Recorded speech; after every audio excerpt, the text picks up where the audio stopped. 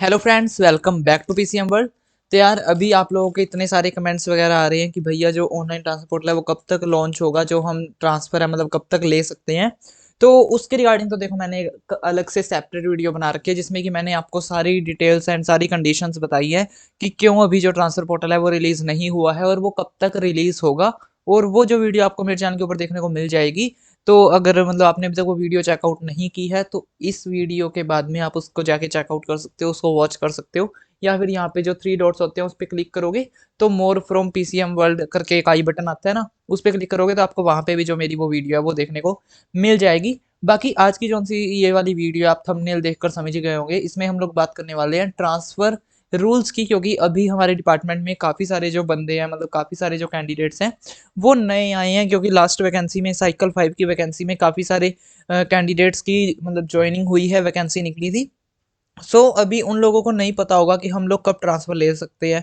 और वो बस ऐसे अभी एक बार जॉब मिल गई तो उन्होंने सोचा कि हाँ चलो अभी हम लग जाते हैं एंड देन ट्रांसफ़र ले लेंगे। तो उनके लिए ये जो आज की वीडियो बहुत हेल्पफुल होने वाली है, क्योंकि आज की इस वाली वीडियो में हम लोग बात करेंगे कि मतलब रूल्स एंड रेगुलेशंस की जो ट्रांसफ़र के लिए आपको एलिजिबल करवाते हैं। यानी कि अगर आपको ट्रांसफ़र चाहिए तो आप कौन कौन सी कंडीशन आपको फुलफिल करनी होगी एंड देन आपको जो ट्रांसफ़र है वो मिल जाएगा। और उस ट्रांसफ़र को लेने के लिए क्या कुछ रूल्स एंड रेगुलेशंस हैं। ठीक है, तो बिना किसी तरीके से आज की इस वाली वीडियो को स्टार्ट करते हैं। वीडियो को स्टार्ट करने से पहले अगर आप हमारे चैनल पे नए हैं तो मेरे चैनल को सब्सक्राइब कर लो, साथ साथ में बेल आइकन को प्रेस कर लेना। अगर आपको आज की वीडियो अच्छी लगी तो वीडियो को लाइक करें, ज़्यादा शेयर करें। एंड चलिए फ्रेंड्स, हम आज की वीडियो को स्टार्ट करते हैं। तो सबसे पहले हम लोग यहाँ पे जाएंगे ब्राउजर में। तो पूरा स्टेप भी मैं आप लोगों को बता रहा हूँ ताकि आप लोगों को अगर आगे भी कोई इन्फॉर्मेशन वगैरह लेनी हो तो उसमें भी आपको कोई दिक्कत ना हो और आप कोई फेक या फिर मिस इन्फॉर्मेशन का शिकार ना हो। तो सीधा से ये हम यहाँ पे लिख देंगे India post employ portal. And then यहाँ पे हमारे पास आ गया इंडिया पोस्ट एम्प्लॉय कॉर्नर, ये जो कि इसकी ऑफिशियल वेबसाइट है। देन हम इस पर क्लिक करके और यहाँ पे आ जाते हैं नेक्स्ट वाली हमारी इधर इस वेबसाइट के ऊपर। और यहाँ पे मैंने पहले ही सर्च कर रखा है जीडीएस ट्रांसफर के लिए जो हमारे रूल्स एंड रेगुलेशंस है उनको। एंड देन यहाँ पे आप लोग देख सकते हो limited transfer facility for all categories of GDS guidelines. तो क्या कुछ उसकी गाइडलाइंस है वो हम आज की वीडियो में डिस्कस करने वाले हैं। साथ के साथ में ऑल कैटेगरीज ऑफ जीडीएस का मतलब है कि बीपीएम, एबीपीएम और डाक सेवक, ये जो तीनों है वो जीडीएस की कैटेगरी में आते हैं, यानी कि ग्रामीण डाक सेवक की कैटेगरी में आते हैं। तो उनके लिए जो ट्रांसफर फैसिलिटी है उसके क्या कुछ रूल्स एंड रेगुलेशन है हम उनकी बात करेंगे। ठीक है, तो अभी आप देख सकते हो government of India, ministry of communication, department of post, GDS section, ये जो रूल्स एंड रेगुलेशंस हैं ये पब्लिश किए गए थे 15/7/2021 में। ठीक है, और इसी के अकॉर्डिंग आज भी जो हमारा ट्रांसफर है वो हो रहा है इन्हीं रूल्स एंड रेगुलेशंस के अकॉर्डिंग। तो इसका सब्जेक्ट है limited transfer facility for all categories of Gramin Dak Sevak guidelines thereof. तो the understand is directed to convey the approval of competent authority all, मतलब क्या कुछ यहाँ पे कंडीशन ऑफ ट्रांसफर रहने वाली है वो अभी हम देखते हैं। The maximum number of chance chances to be provided for male GDS shall be 2 chances and 3 chances for female GDS in entire term of engagement। यानी कि जब आप as a G D S BPM, as a G D S ABPM department में join हुए हो और तब से लेकर एंड तक जब तक आप इस जॉब को करोगे तब तक एक जो मेल कैंडिडेट है उसको 2 चांसेस ट्रांसफर के जो है वो दिए जाएंगे मैक्सिमम। और जो फीमेल कैंडिडेट है उनको मैक्सिमम 3 चांसेस जो है वो दिए जाएंगे ट्रांसफर के लिए। उसके बाद में द जीडीएस में apply for transfer to a maximum of 10 GDS post in order of preferences in one division at a time. The transfer will be at own cost of the GDS. तो यहाँ पे क्या लिख रखा है इन्होंने कि एक जो जीडीएस है, मान लो अगर मुझे ट्रांसफर लेना है तो मैं एक टाइम पे अपनी 10 प्रेफरेंस दे सकता हूँ। यानी कि अभी मान लो अगर मुझे ट्रांसफर चाहिए और मैं कहूँगा मुझे एक स्पेसिफिक जगह पर ही जाना है बट वहाँ पे अभी वैकेंसी जो है वो अवेलेबल नहीं है, वहाँ पे मेरा जो ट्रांसफर है वो नहीं हो सकता। तो इस केस में वो मुझे बोलेंगे कि अगर वहाँ पे बंदा नहीं हुआ तो हम आपको कहाँ पे लगाएं। या फिर मान लो एक तो मैंने उसी सेम पोस्ट के लिए अप्लाई कर दिया और एक मुझसे जो सीनियर है, जिनको मुझसे ज़्यादा टाइम हुआ है लगे हुए डिपार्टमेंट में, उन्होंने भी सेम पोस्ट के लिए अप्लाई कर रखा है ट्रांसफ़र लेने के लिए। तो पहले उनको प्रायोरिटी दी जाएगी क्योंकि वो सीनियर है लिस्ट में। ठीक है ना, तो ऐसे भी होता है केस कि अगर आप बाद में डिपार्टमेंट में आए हो तो आपको सेकंड प्रायोरिटी मिलेगी, जो आपसे पहले आए हुए हैं उनको फर्स्ट प्रायोरिटी मिलेगी। ये डेट ऑफ ज्वाइनिंग के ऊपर डिपेंड करता है। आपकी डेट ऑफ ज्वाइनिंग अगर पहले की है, यानी कि आपको ज़्यादा टाइम हो गया है लगे हुए एज कम्पेयर टू मी या फिर as compare to your junior जो अभी डिपार्टमेंट में आए हैं, देन आपको फर्स्ट प्रायोरिटी जो है वो दी जाएगी डिपार्टमेंट की तरफ से। तो मैं मैक्सिमम इस केस में 10 जीडीएस पोस्ट के लिए अप्लाई कर सकता हूँ। अपनी जो प्रेफरेंसेज है, मैं 10 जीडीएस पोस्ट के लिए अपनी जो प्रेफरेंस है वो डाल सकता हूँ कि अगर मैं यहाँ पे चला जाता हूँ तब ठीक है, अगर यहाँ पे मुझे नहीं मिलती है देन मैं सेकंड प्रेफरेंस देखूंगा, देन थर्ड, देन फोर्थ, और ऐसे ऐसे करके मैं 10 जो प्रेफरेंसेज है वो दे सकता हूँ। और मैं एक ही डिवीजन के अंदर जो ये 10 प्रेफरेंस है वो दे सकता हूँ। मैं ऐसे नहीं है कि अगर मैं लुधियाना मुफस्सिल डिवीजन में अभी काम कर रहा हूँ और मैं किसी दूसरे डिवीजन में जाना चाहता हूँ तो मैं वहाँ पे भी डाल दूंगा, और मैं लुधियाना मुफस्सिल डिवीजन में भी ट्रांसफर के लिए डाल दूंगा। ऐसा नहीं होगा, एक ही डिवीजन में मैं मैक्सिमम 10 जीडीएस पोस्ट के लिए अप्लाई कर सकता हूँ, ठीक है। उसके बाद में refusal to accept the limited transfer order shall be constructed as one chance of limited transfer availed by the GDS. तो अभी मान लो आपने ट्रांसफर के लिए अप्लाई कर दिया, आपने प्रेफरेंसेस डाल रखी है अपनी 10, और उन 10 प्रेफरेंसेस में से आपका किसी एक में चयन हो जाता है, किसी एक में आपको सिलेक्ट कर लिया जाता है और वहाँ की अभी आपको पोस्ट मिल जाती है, ठीक है। देन फिर भी आपके पास दो ऑप्शन रहते हैं कि आप वहाँ पे जाना चाहते हो या फिर नहीं। और अगर आप वहाँ पे जाना चाहते हो देन वेल एंड गुड, आप जाओ, वहाँ पे आपका ट्रांसफर जो है वो सक्सेसफुली कंप्लीट हो गया।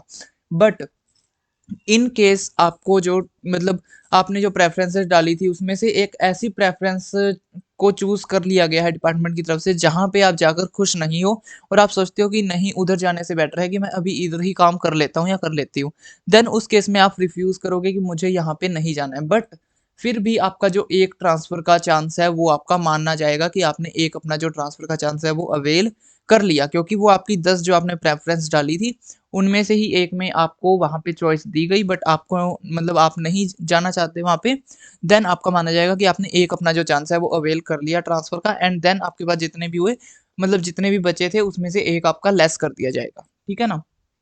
तो इसलिए मैं कहता हूँ हर एक बार जब भी अभी transfer portal, online transfer portal भी लॉन्च होगा, उसमें भी कैसे फॉर्म वगैरह फिलअप करना है वो भी मैं आपको बताऊंगा।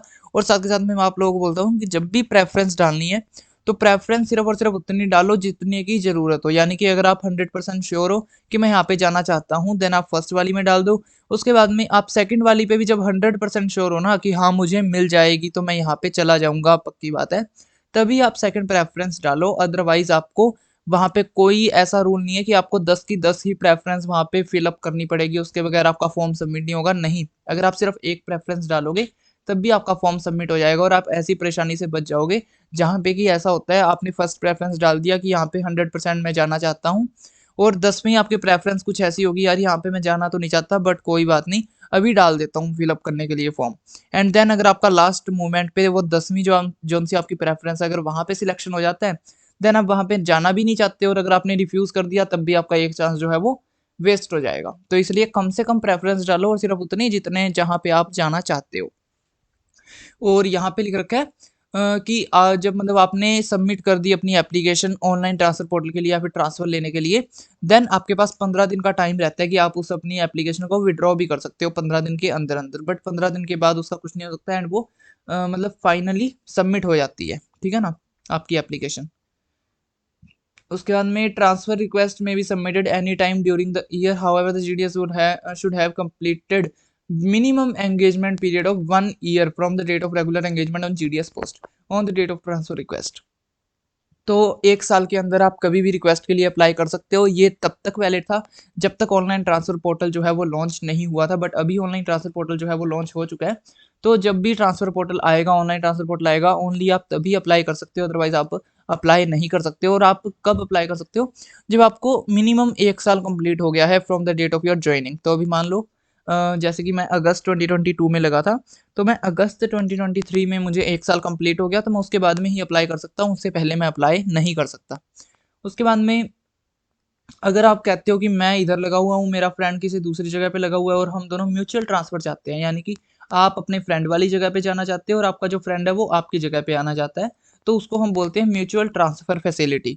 तो अगर आप म्यूचुअल ट्रांसफ़र भी लेना चाहते हो तब भी दोनों तरफ से जो आप मतलब आप और आपका फ्रेंड जो है वो दोनों, उनका मिनिमम 1 ईयर ऑफ एंगेजमेंट जो है वो पूरा हो जाना चाहिए। यानी कि आपको भी जॉइनिंग किए हुए 1 साल कंप्लीट हो जाना चाहिए और आपके फ्रेंड को भी जॉइनिंग किए हुए 1 साल कंप्लीट हो जाना चाहिए। ओनली देन आप म्यूचुअल ट्रांसफर के लिए अप्लाई कर सकते हो। और mutual exchange cases can be done immediately on receipt of application subject to fulfilment of eligibility conditions. यानी कि ये इमीडिएटली हो जाता है। यानी कि अगर आपने आज एप्लीकेशन भेज दी, आपके फ्रेंड ने भी उधर से म्यूचुअल ट्रांसफ़र के लिए एप्लीकेशन भेज दी, तो दोनों की रिसिप्ट मतलब जब रिसीव हो गई एप्लीकेशन, तो 3-4 दिन के अंदर-अंदर आपका इमीडिएट जो ट्रांसफ़र है वो कर लिया जाता है। बट कंडीशन क्या है कि एलिजिबिलिटी जो है वो मीट होनी चाहिए, यानी कि आप दोनों को 1 साल कंप्लीट होना चाहिए।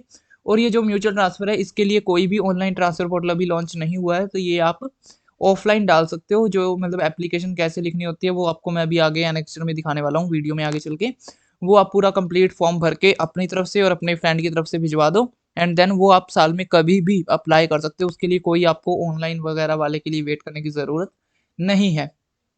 उसके बाद में the transfer order shall take effect after all verification formalities, caste education and police verification report etcetera have been completed. तो अभी अगर मान लो आप किसी की ना आप में से ऐसे कई कैंडिडेट्स होंगे जिनकी अभी तक पुलिस वेरिफिकेशन ही नहीं हुई होगी, बट उनकी ज्वाइनिंग हो चुकी है, या फिर आपके जो सर्टिफिकेट है वही अभी तक वेरीफाई होकर नहीं आए होंगे बोर्ड में से, बट आपकी जो उन्होंने मतलब जॉइनिंग है वो करवा दी, या फिर कईयों का कास्ट सर्टिफिकेट भी अभी पेंडिंग में होगा, उनका वेरिफिकेशन नहीं हुई होगी, बट आप लोगों की जो उन्होंने जॉइनिंग है वो करवा दी। तो ऐसे केस में आपका ट्रांसफ़र नहीं होगा। अगर मान लो आपका 1 साल कंप्लीट हो गया और देन आपने ट्रांसफ़र के लिए अप्लाई किया, तो आपका ट्रांसफ़र अप्रूव भी हो गया, बट उसके बाद में भी अगर आप बोलोगे कि मुझे एट द सेम टाइम मुझे जॉइनिंग वहाँ पे दूसरी जगह पे मिल जाएगी, वैसा नहीं होगा। जब आपकी ये तीनों चीज़ें वेरीफाई हो जाती हैं, कास्ट सर्टिफिकेट आपका वेरीफाई होना चाहिए, एजुकेशन सर्टिफिकेट आपका वेरीफाई होना चाहिए, एंड देन आपकी जो पुलिस वेरिफिकेशन है वो होनी चाहिए। उसके बाद में ही आपको जो ट्रांसफ़र है वो दिया जाएगा। उसके बाद में transfer request of GDS who are under put off duty और against whom any disciplinary action, police case और court case is pending will not be entertained. तो जिनके अगेंस्ट कोई पुलिस और कोर्ट केस है या फिर कोई डिसिप्लिनरी एक्शन पेंडिंग है, तो उनको ट्रांसफर जो है वो नहीं दिया जाएगा। उसके बाद में past engagement period will be counted for assessing the eligibility for appearing in departmental examination as well as for annual increment. तो मान लो अभी मैंने यहाँ पे 2 साल अपनी प्रेजेंट पोस्ट पे मैंने 2 साल काम किया, एंड देन मैं ट्रांसफ़र लेके कहीं दूसरी पोस्ट पे चला जाता हूँ। चाहे मैं दूसरे डिवीज़न में चला जाऊँ, चाहे मैं दूसरे सर्कल में चला जाऊँ, चाहे मैं दूसरे रीजन में चला जाऊँ, या फिर मैं सेम डिवीज़न के अंदर ही कहीं और पे चला जाऊँ। तो वहाँ पे उस केस में क्या होगा, जो मुझे एनुअल इंक्रीमेंट जिस डेट को लगना चाहिए, वो मेरा उसी डेट में लगेगा। वो मेरा मतलब उससे कोई इफ़ेक्ट नहीं पड़ेगा कि मैं अभी अपनी नई पोस्ट पे कितनी तारीख को आया हूँ, उससे कोई मतलब नहीं होगा। मैं डिपार्टमेंट में किस तारीख को जॉइन हुआ था, सिर्फ़ उनको उससे मतलब है। और जो मेरा एनुअल इंक्रीमेंट हर 1 साल ईयरली लग रहा है, वो एज़ इट इज़ ही लगता रहेगा। उसके बाद में सेकंड ये कि डिपार्टमेंटल एग्जामिनेशन के लिए मैं तब भी एलिजिबल था जब मैं यहाँ पे काम कर रहा हूँ, और उसके जाने के मतलब दूसरी जगह पे जाने के बाद में भी मैं एलिजिबल हूँ डिपार्टमेंटल एग्जामिनेशन के लिए।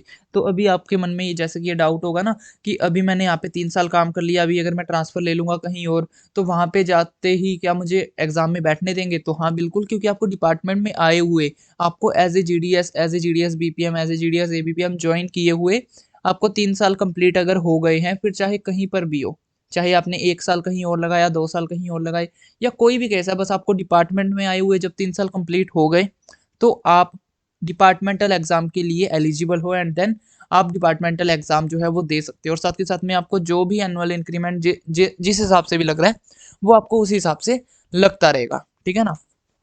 उसके बाद में GDS will not have any claim to go back to the previous engagement recruitment unit और डिवीजन। तो मान लो अगर आप एक पोस्ट से दूसरी पोस्ट पे अब चले गए हो, किसी दूसरे बीओ में अभी आप चले गए हो, तो वो जो सी पुरानी वाली आपकी सीट है ना, जो सी आपकी पुराने वाले बीओ में आप काम करते थे, तो अब वहाँ पे आपका कोई क्लेम नहीं बचेगा, और आप नई जगह पे अब जहाँ पे ज्वाइन हुए हो, सिर्फ आप वहीं पर काम करोगे, और आप पुरानी अपनी पोस्ट पे वापस नहीं जा सकते हो। ठीक है ना?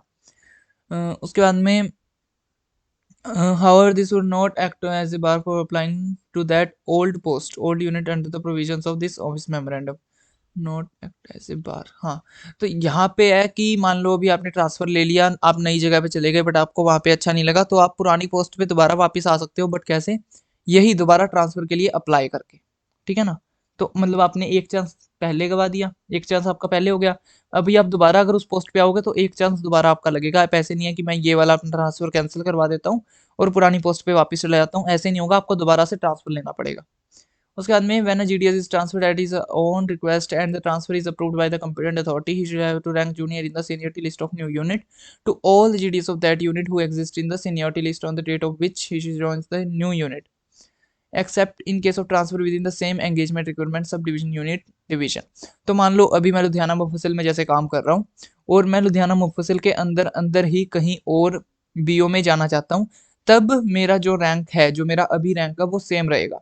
बट अभी मैं जिस डिवीज़न में काम कर रहा हूँ, मैं लुधियाना मुफस्सिल डिवीज़न में काम कर रहा हूँ, और अगर मैं किसी दूसरे डिवीज़न में जाता हूँ, जालंधर डिवीज़न में जाता हूँ या बठिंडा डिवीज़न में जाता हूँ, तो वहाँ पे अगर मैं जाऊँगा, तो वहाँ पे जो सीनियरिटी लिस्ट होती है ना, उसमें मेरा जो रैंक है वो जूनियर हो जाएगा। यानी कि मेरी डेट मतलब मान लो मेरी डेट ऑफ जॉइनिंग है 10 अगस्त 2022, और 10 अगस्त 2022 को जितने भी बंदे ज्वाइन हुए हैं मेरे डिवीजन में, उन सब की लिस्ट में मतलब जो उनका रैंक है वही मेरा रैंक है, ठीक है। बट अगर हम पूरे पंजाब की बात करें, तो पूरे पंजाब में 10 अगस्त 2022 को जितने भी बंदे ज्वाइन हुए हैं, और अगर मैं इंटर स्टेट या फिर इंटर डिवीजन जाता हूँ, यानी कि लुधियाना में हूँ, लुधियाना में मैं कहीं पर भी ट्रांसफर ले सकता हूँ, तो मेरा जो रैंक है वो सेम रहेगा। बट अभी अगर मैं लुधियाना से बाहर किसी दूसरे डिवीजन में मतलब अपना ट्रांसफर लेता हूँ, और 10 अगस्त 2022 को अगर वो वहाँ पे बंदे भी सेम ज्वाइन हुए हैं 10 अगस्त 2022 को, और 10 ही अगस्त 2022 को मैं भी ज्वाइन हुआ हूँ, बट उसमें उन लोगों को ज़्यादा मतलब जो है प्रायोरिटी दी जाएगी, क्योंकि वो मुझसे पहले के उस डिवीजन में लगे हुए हैं, और मुझे बाद में प्रायोरिटी दी जाएगी। जो मुझसे बंदा बाद में लगा है, जो 11 अगस्त 2022 को लगा है, जो 12 अगस्त 2022 को लगा है, उससे मेरी मतलब उससे जो है मैं अभी भी सीनियर रहूँगा सीनियरिटी लिस्ट में। बट जौन से बंदे सेम 10 अगस्त 2022 को लगे हैं, उनसे मैं जूनियर हो जाऊँगा, क्योंकि मैं अभी वहाँ पे नया गया हूँ, ठीक है। बट अगर मैं सेम डिवीजन के अंदर ही कहीं ट्रांसफर लेता हूँ, तो मेरा सेम ही रैंक रहेगा, ठीक है ना। उसके बाद में हम ट्रांसफर किस लेवल से किस लेवल पे ले सकते हैं। अभी आप ये देखो कि हम इंटर बीओ तो ले ही सकते हैं, हम एक बीओ से दूसरे बीओ में तो जा ही सकते हैं, बट हम इंटर जो हमारी मतलब पोस्ट है उसमें भी ले सकते हैं। यानी कि अगर आप एबीपीएम हो तो आप बीपीएम भी बन सकते हो, अगर आप बीपीएम हो तो आप एबीपीएम भी बन सकते हो, वो भी आपके ऊपर डिपेंड करता है। तो अभी देखो, GDS can be transferred on request in following circumstances. तो अगर आप बीपीएम लेवल 1 हो, तो आप बीपीएम लेवल 1 में भी ट्रांसफर ले सकते हो एज इट इज़, या फिर अगर आप बीपीएम लेवल 1 हो, तो आप एबीपीएम लेवल 2 में अपना जो ट्रांसफर है वो ले सकते हो, यानी कि 5 घंटे की ड्यूटी वाला। उसके बाद में बीपीएम लेवल 2 जो है वो बीपीएम लेवल 2 में ही जाएगा, क्योंकि उसके जो पे स्केल है वो 14,500 हो जाता है, ठीक है। उसके बाद में सेम अगर हम एबीपीएम लेवल 1 की बात करें, तो वो भी एबीपीएम लेवल 1 में ही जाएगा, क्योंकि उसका जो स्लैब है वो 10,000 रुपये रहता है। बट अगर सेम हम बात करें एबीपीएम लेवल 2 की, तो उनका बेसिक पे कितना होता है 12,000 रुपये, और बीपीएम लेवल 1 का भी बेसिक पे कितना होता है 12,000 रुपये। तो आप एबीपीएम लेवल 2 से बीपीएम लेवल 1 में भी जा सकते हो, और एबीपीएम लेवल 2 में भी जा सकते हो।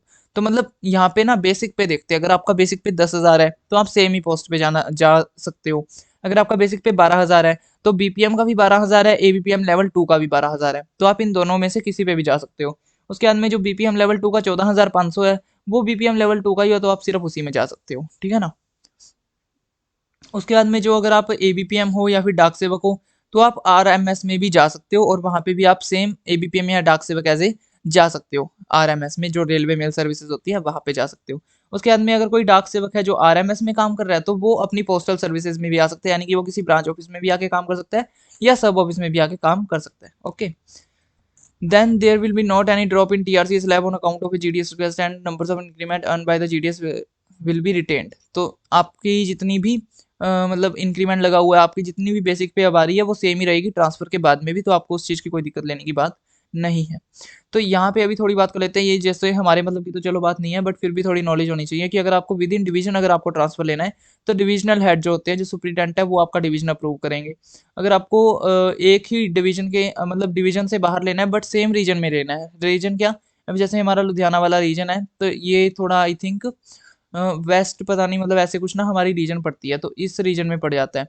तो अगर आपको सेम रीजन के अंदर चाहिए, तो जो रीजनल हेड होते हैं ना, जो पोस्ट मास्टर जनरल होते हैं, वो आपका जो ट्रांसफर है वो अप्रूव करते हैं।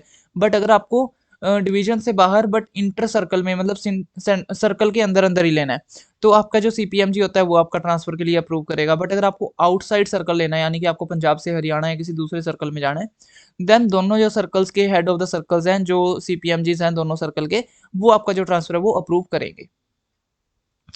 अब ये जो काम है ये होता है कि आपका जो मतलब ट्रांसफ़र का जो प्रोसेस है वो कितने दिन में होगा और वो कैसे-कैसे होगा, ये सब उसकी बातें हैं, जो कि अभी हमारे कोई काम की नहीं है, क्योंकि पहले पता क्या होता था, ये सारा हैंड रिटन काम होता था। पहले हमको फॉरवर्ड एप्लीकेशन करनी पड़ती थी ऑफ़लाइन के ज़रिए। पहले हम अपने इंस्पेक्टर को भेजते थे, देन वो सुपरिटेंडेंट को भेजता है, देन वो पीएमजी को भेजता है, देन वो सीपीएमजी को भेजता है। तो उसमें इन्होंने बता रखा है कि कितने दिन मैक्सिमम यहाँ पे लग सकते हैं। बट अब उस चीज़ का कोई चक्कर ही नहीं है, क्योंकि अब ऑनलाइन ट्रांसफर पोर्टल आ चुका है। उसकी एक पूरी प्रॉपर टाइमलाइन आती है कि इतनी तारीख से इतनी तारीख तक आप फॉर्म अप्लाई करोगे। उसके बाद में आपकी इतनी तारीख को लिस्ट आ जाएगी कि आपका अप्रूव हुआ है या नहीं, और अगर अप्रूव हो जाता है तो आपको इतनी तारीख को ज्वाइन करवा दिया जाएगा। तो अब इसका कोई मतलब नहीं रह गया। ये पहले की बात थी जब ऑफलाइन ट्रांसफर पोर्टल चलता था, बट अब वो नहीं चलता है। उसके बाद में लिस्ट ऑफ वेकेंट पोस्ट आपको कैसे पता लगेगा? ऑनलाइन ट्रांसफर पोर्टल में सारी जो लिस्ट है वेकेंट पोस्ट की, वो होती है कि कहाँ-कहाँ पे वेकेंट पोस्ट है, कौन से मतलब पोस्ट के लिए है, बीपीएम के लिए है, एबीपीएम के लिए है, वो सारा आपको पता लगेगा ऑनलाइन ट्रांसफर पोर्टल में। और यहाँ पे हाँ, थोड़ी ना बात कर लेते हैं टाई केसेस की। तो टाई केसेस में क्या होता है कि in case more than one application is received for the same GDS post, date of submission of the application shall be the deciding criteria for considering transfer. यानी कि अगर आपने एक ही पोस्ट के लिए दो बंदों ने यहाँ पे अप्लाई कर दिया, देन क्या होगा, उसमें जिसने पहले एप्लीकेशन दे रखी है उसको पहले प्रेफरेंस दी जाएगी। बट अगर हम बात करें in case of date of submission of application is same, तो दोनों अगर बंदों ने जिन्होंने भी एक पोस्ट के लिए अप्लाई कर रखा है, उन दोनों की अगर date of submission of application same है, तो उसमें उस केस में क्या होगा, जोन सा जीडीएस पहले ज्वाइन किया है डिपार्टमेंट में, उसको पहले प्रायोरिटी दी जाएगी। यानी कि जो सीनियरिटी लिस्ट में आपसे ऊपर है उनको पहले जो प्रायोरिटी है वो दी जाएगी। और अगर बात करें दोनों बंदों की डेट ऑफ ज्वाइनिंग भी सेम है, यानी कि दोनों ने सेम ही डेट को, सेम ही मतलब तारीख को ज्वाइन किया है डिपार्टमेंट को, then older GDS shall be considered first. यानी कि जो फिर आपसे एज, उसमें ना फिर डेट ऑफ बर्थ मैटर की जाएगी, और जिसकी डेट ऑफ बर्थ ज़्यादा होगी उसको ही पहले कंसीडर किया जाएगा। यानी कि जो ओल्डर होगा, एल्डर होगा, उसको ही पहले यहाँ पे प्रेफरेंस जो है वो दी जाएगी। Transfer request for vacant GDS post should not be considered if such vacant post have already been notified for GDS engagement. तो ये वैसे भी नहीं पता लगता, ठीक है ना, क्योंकि अभी ऑनलाइन ट्रांसफर पोर्टल आ गया है, और जिस जिस पोस्ट के लिए मतलब ट्रांसफर देना होता है, सिर्फ वही जो पोस्ट है ना वही सिर्फ दिखती हैं ऑनलाइन ट्रांसफर पोर्टल में, और बाकी जो एंगेजमेंट के लिए ऑलरेडी मतलब दे दी गई है वैकेंसीज में, तो उसके लिए पता मतलब वो डालते ही नहीं है उसमें पोर्टल में। तो ये इतना ही था। बाकी इसमें प्रोफोर्मा भी आप लोगों को, हाँ ये है application for transfer of Gramin Dak सेवक, जो भी म्यूचुअल ट्रांसफर लेना चाहता है वो इस प्रोफोर्मा की फ़ोटो ले लेना या फिर इसका प्रिंट आउट निकलवा लेना, एंड देन आप अपना जो म्यूचुअल ट्रांसफ़र है उसके लिए अप्लाई कर सकते हो, ठीक है ना। इसकी फ़ोटो लेके निकलवा लेना, एंड दोनों बंदे जो भी आप हो और आपका फ्रेंड है, उन दोनों से मतलब आप फिर मतलब ये फिलअप करके और अपने डिवीजन हेड को भेज देना। सब कुछ आ जाएगा, यहाँ पे आपका नेम आ जाएगा, यहाँ पे आपका सब डिवीजन का नेम आ जाएगा, और डिवीजन का भी और सर्कल का भी। उसके बाद में आपकी डेट ऑफ ज्वाइनिंग आप डाल देना, एजुकेशनल क्वालिफिकेशन, एंड देन आपका मैरिटल स्टेटस हो गया। उसके बाद में टीआरसीए लेवल विद स्लैब। तो टीआरसीए लेवल आपका क्या है, BPM level 1, BPM level 2, ABPM level 1, ABPM level 2, और स्लैब डाल देना। अगर बीपीएम लेवल 1 हो तो स्लैब 2 होगा, बीपीएम लेवल 2 हो तो स्लैब 3 होगा, और एबीपीएम लेवल 1 हो तो slab 1, and ABPM level 2 then slab 2। उसके बाद में आप कहाँ पे मतलब अभी जाना चाहते हो, बीओ में, एसओ में, हेड ऑफिस में, या फिर कहाँ पे, यहाँ पे आप लिख सकते हो उसका name, and then name of the division short. तो आप जिस डिवीजन में जिस सर्कल में जाना चाहते हो आप उसका नाम लिख दो। अगर म्यूचुअल है तो यस टाइप कर देना। उसके बाद में if mutual grounds name and details of engagement, तो अभी आप यहाँ पे अपने फ्रेंड का नाम डाल देना और वो कहाँ पे अभी काम कर रहे हैं वो डाल देना। और अगर नहीं है म्यूचुअल देन ये, बट अभी इसका तो कोई मतलब ही नहीं रहा। उसके बाद में आप क्यों मतलब अपना जो ट्रांसफ़र है वो लेना चाहते हो, वो आप यहाँ पे थोड़ा सा रीज़न डाल देना, कुछ भी आपकी मर्ज़ी हो तो। उसके बाद में यहाँ पे आपका नाम आ जाएगा, एंड देन यहाँ पे थोड़ी डेट वगैरह डाल देना। My limited transfer from this to,